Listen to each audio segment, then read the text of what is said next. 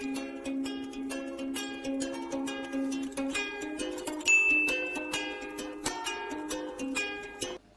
வீடியோவில் நான் இன்னைக்கு பார்க்க போகிற டாபிக் வந்து த கைட் மேக்கர் அப்படின்ற ஒரு இங்கிலீஷ் சம்மரி தான் பார்க்க போகிறோம். நம்ம சப்ஸ்கிரைபர்ஸ் வந்து சில நாளாக ஒருத்தவங்க பர்டிகுலராக இந்த சம்மரி வேணும் அப்படின்னு கேட்டுருந்தே இருந்தாங்க. ஸோ அவங்களுக்காகவும் உங்கள் எல்லாருக்காகவும் ஸ்பெஷலாக இந்த வீடியோ கைட் மேக்கர் இந்த ஸ்டோரி எழுதின ஆத்தர் ரஸ்கின் பாண்ட் அவர்கள் தான்.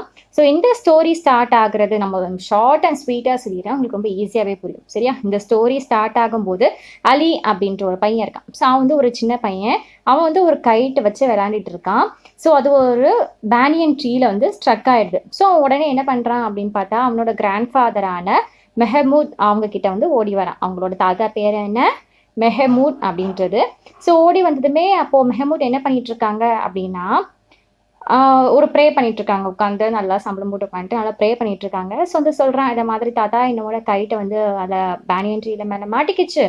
ஸோ தயவு செஞ்சு ப்ளீஸ் எனக்கு எடுத்து கொடுங்க. நான் இன்னொரு தடவை நீங்கள் பண்ணி கொடுத்தீங்க அப்படின்னா நான் வந்து தொலைக்காமல் நான் பார்த்துக்கிறேன், எங்கேயும் மாட்டாமல் நான் பார்த்துக்கிறேன் அப்படி மாதிரிலாம் சொன்னதுமே நம்ம தாத்தாவும் அவருக்கு வந்து ஒரு கைட் ஒன்று வந்து பண்ணி கொடுக்குறாங்க. சரி ஓகேவா. ஸோ இப்போ நம்ம தாத்தாவோட ஒரு ஸ்டோரிக்கு வருவோம், பேக் ஸ்டோரிக்கு வருவோம். மெஹபூத் வந்து ஒரு டைமில் ரொம்ப சூப்பரான ரொம்ப ஃபேமஸான கைட் மேக்கர், அந்த காத்தாடிலாம் செய்வாங்க இல்லையா. ஸோ அவங்க தான். ஸோ நிறைய கிங்ஸ் நவாப்ஸ் எல்லாமே இவங்கக்கிட்ட கைட் வந்து வாங்குவாங்களாம். ரொம்ப ஸ்பெஷலாக நிறைய டிசைன்ஸ் எல்லாம் கைட்லலாம் காத்தாடி வந்து செஞ்சு கொடுத்துருக்காங்களாம். இவர் எதை மாதிரி கைட்லாம் பண்ணியிருக்காரு அப்படின்னு பார்த்தா ஒரு ஸ்பெஷல் ட்ராகன் போட்ட மாதிரி கைட் வந்து பண்ணி கொடுத்துருக்காரு. ஒரு மியூசிக்கல் கைட் ஒன்று வந்து பண்ணியிருக்காராம். மீன்ஸ் அது காற்றுல பறக்கும்போது அதுலேருந்து நிறைய மணி எல்லாம் தொங்க விட்டுருப்பாங்க, அதுலேருந்து சவுண்ட்ஸ் எல்லாமே வந்து நம்மளுக்கு வருமா. ஸோ இந்த மாதிரி இந்த வைலன்ஸ் சவுண்ட் போட்டுலாம் வருமா. ஸோ இதை மாதிரி நிறைய டிஃப்ரெண்ட் டைப்ஸ் ஆஃப் கைட்ஸ் எல்லாமே வந்து செய்வாங்க. ஸோ அந்த காலத்தில் எல்லாமே கைட் ஃப்ளையிங், அந்த காத்தாடி பறக்க விடுறது அப்படிங்கிறது ஒரு மிகப்பெரிய ஒரு கேம் மாதிரி இந்த கைட் பேட்டர்ஸ்லாம் நடக்குமா. ஓகேவா. அந்த காத்தாடிங்களுக்குனே சண்டை விடுறது, ஒருத்தவங்க இன்னொருத்தர் நூலை கட் பண்ணி விடுறது. ஸோ இதெல்லாம் பார்க்கும்போது ரொம்ப அமேசிங்காக இருக்கும். ரிச் பீப்புள் கூட இந்த இதை வந்து என்ஜாய் பண்ணி பார்க்க வருவாங்க. நிறைய பேர் காத்தாடி விடும்போது அதை பார்க்குறதுக்கு அப்படின்ட்டுன்னு ஒரு தனி வகை கூட்டமே வந்து இருக்குமா. ஆனால் இப்போ சுச்சுவேஷன் எல்லாமே வந்து மாறிடுச்சு, யாருமே வந்து கைட் வாங்க மாட்டுறாங்க. பசங்க எல்லாமே மூவிஸு ஃபோன் இந்த மாதிரிலாம் ஒரு விஷயங்கள் அடுத்த ஒரு கட்டத்துக்கு வந்து போயிடுறாங்க இல்லையா. ஸோ கைட் விட்டுறதுக்குமே சரி, அது விட்டாலும் பார்க்குறதுக்கு ரசிக்கிறதுக்கு அப்படிங்கிறது ஆட்கள் யாருமே இல்லை.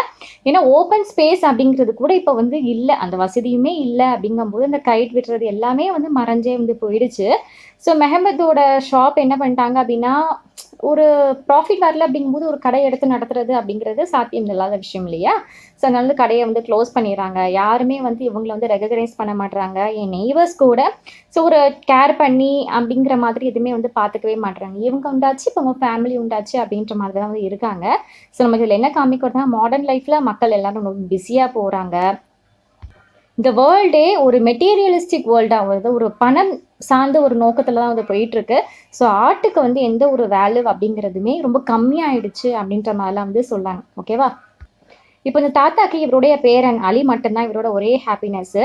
இப்போ மெஹபூத் கிட்ட கைட் வந்து பண்ணார் இல்லையா, அது வந்து அலிக்காக மட்டும்தான். இப்போ நிறைய கைட் மேக் பண்ணி கொடுப்பாரு, ஆனால் அலி வந்து விளையாடுறதுக்காக மட்டும்தான் பண்ணுவாங்க. அந்த காலத்துலலாம் நிறைய பேர் அதை பார்த்து ரசித்த மக்கள் அந்த டைம்லலாம் கைட் பறக்கும்போது. ஆனால் இப்போது அலி விளையாடும் போது யாருமே வந்து பார்க்கல, இவன் மட்டும்தான் என்ஜாய் பண்ணி விளையாண்டிட்டு இருக்கான்.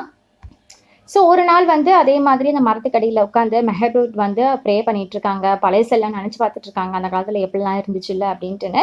அப்போ தாத்தா கிட்ட ஓடி வராங்க. ஓடி வந்து பார்க்கும்போது மெஹபூத் கிட்ட எந்த ஒரு ரெஸ்பான்ஸுமே இல்லை. இவன் பாட்டு பேசிகிட்டே இருக்கான். இவன் பயத்தில் வந்து என்ன பண்ணுறான், அப்படியே ஸ்ட்ரக் ஆகி நிற்கிறான். என்ன பண்ணுறதுனே நம்மளோட அலிக்கு வந்து தெரியல. ஸோ அப்போ வந்து ஒரு பட்டர்ஃப்ளை என்ன பண்ணுதுன்னா அவரோட தாடி மேலே வந்து உட்காந்துட்டு அங்கேருந்து அப்படியே பறந்து போகுதான்.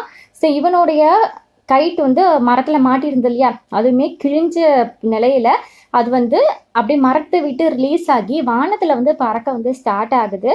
ஸோ இதெல்லாமே ஒரு சிம்பிளாக யூஸ் பண்ணியிருப்பாங்க, அதை நான் டீகோட் பண்ணி உங்களுக்கு வந்து சொல்கிறேன். ஸோ இதுல இருந்து என்ன தெரிய வருதுன்னா நம்மளோட தாத்தா மெஹபூத் வந்து இறந்து போயிட்டாரு அப்படிங்கிறத இன்டைரக்டாக வந்து சொல்ல வராங்க. ஸோ இதை பார்த்ததுமே அந்த பையன் வந்து அம்மா கிட்ட விஷயத்த சொல்கிறதுக்கு அந்த இடத்த விட்டு வீட்டை நோக்கி ஓடி போகிறான். ஸோ இதோட இது வந்து முடிஞ்சுது. இப்போ இந்த சிம்பிள் அந்த இம்பார்ட்டன்ட் பார்ட் டீகோடிங் வந்து பார்த்துடலாம். ஸோ ரைட்டர் வந்து நிறைய விஷயங்கள் வந்து கம்பேர் பண்ணி பார்க்குறாரு.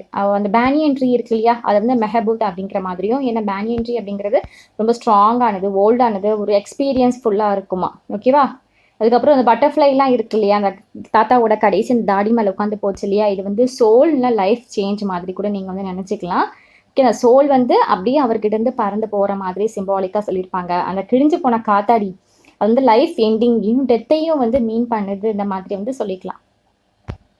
ஸோ இதோட ஒரு எண்டிங் லைன் என்ன அப்படின்னு பார்த்தா, கலையும் கலாச்சாரமும் காப்பாற்றப்படும், இல்லைன்னா அதுவும் ஒரு நாள் இப்படி தான் காத்தோட காத்தா பறந்து போயிடும் அப்படின்ற மாதிரி வந்து சொல்ல வராங்க.